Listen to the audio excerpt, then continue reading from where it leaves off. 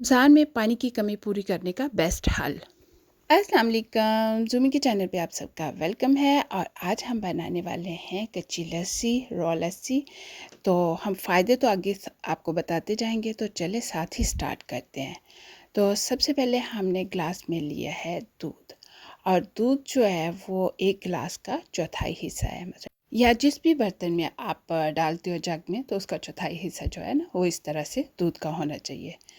तो फिर उसमें हम डाल देंगे नमक। नमक का ये है कि आपकी अपनी मर्ज़ी होती है, किसी को थोड़ा तेज़ पसंद होता है, किसी को कम पसंद होता है, और इसलिए नमक अपनी मर्ज़ी से डालें। लेकिन मैंने इसमें तकरीबन ये जो मेरे स्पून था उसका चौथाई हिस्सा मैंने डाला था। तो साथ ही अब हम डाल देंगे इसमें पानी। तो पानी हमने ज़्यादा डालना है। बाकी ये देखें, ग्लास फुल हो गया हमारा पानी से। तो अब हम इसमें डाल देंगे आइस। अच्छी तरह से मिक्स कर लेना ताकि नमक जो है वो अच्छी तरह से मिक्स हो जाए।